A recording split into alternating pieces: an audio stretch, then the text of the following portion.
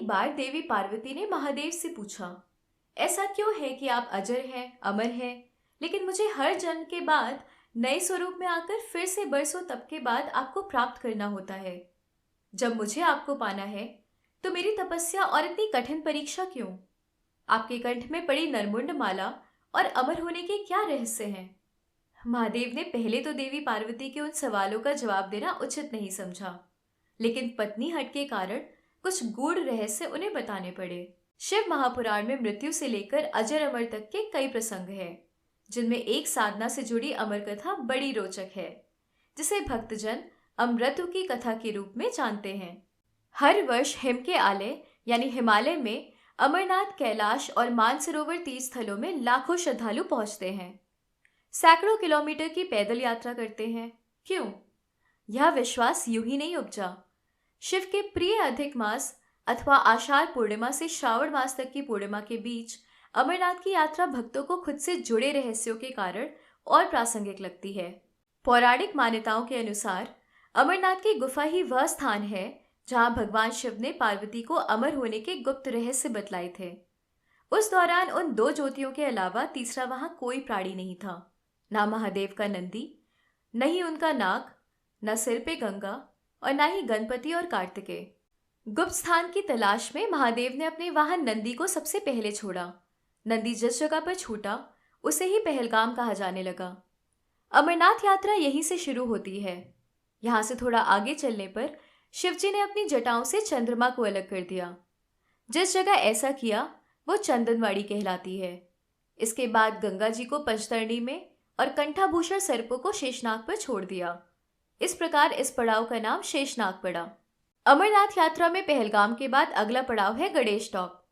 मान्यता है कि इसी स्थान पर महादेव ने पुत्र गणेश को छोड़ा। इस जगह को महागुड़ा का पर्वत भी कहते हैं। इसके बाद महादेव ने जहां पिस्सू नामक कीड़े को त्यागा, वह जगह पिस्सू घाटी है। इस प्रकार महादेव ने अपने पीछे जीवनदायिनी पांचों तत्वों को स्वयं से अलग कर दिया। इसके बाद पार्वती के साथ एक गुफा में उन्होंने प्रवेश किया। कोई तीसरा प्राणी यानी कोई व्यक्ति, पशु या पक्षी गुफा के अंदर घुस कथा को ना सुन सके, इसलिए उन्होंने चारों ओर अग्नि प्रज्वलित कर दी। फिर महादेव ने जीवन के गूढ़ रहस्य की कथा शुरू कर दी। कहा जाता है कि कथा सुनते सुनते देवी पार्वती को नींद आ गई। वह सो गई और महादेव को यह पता भी नहीं चला।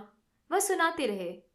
यह कथा उस समय दो सफेद कबूतर सुन रहे थे और बीच बीच में गूगू की आवाज निकाल रहे थे। महादेव को लगा कि पार्वती मुझे सुन रही हैं और बीच बीच में हुंकार भर रही हैं। चूंकि भोले अपने में मग्न थे, तो सुनाने के अलावा ध्यान कबूतरों पर गया ही नहीं। दोनों कबूतर सुनते रहे। जब कथा समाप्त होने पर महादेव का ध्यान पार्वती पर गया, तो उन्हें पता चला कि वो तो सो रही हैं। तो कथा सुन कौन रहा था? उनकी दृष्टि तब दो कबूतरों पर पड़ी, तो महादेव को क्रोध आ गया। वही कबूतर का जोड़ा उनकी शरण में आ गया और बोला, भगवान, हमने आपसे अमर कथा सुनी है। यदि आप हमें मार देंगे तो यह कथा झूठी हो जाएगी।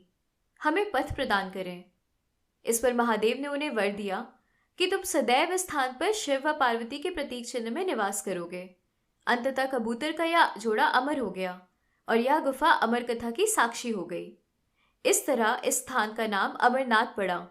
मान्यता है कि आज इन दो कबूतरों के दर्शन भक्तों को होते हैं।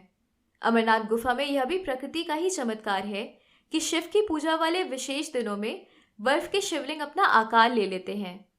यहाँ मौजूद शिवलिंग किसी आश्चर्य से कम नहीं है। पवित्र गुफा में एक और माँ पार्वती और श्री गणेश के भी अलग से बर्फ से निर्मित प्रतिरूपों के भी दर्शन किए जा सकते हैं।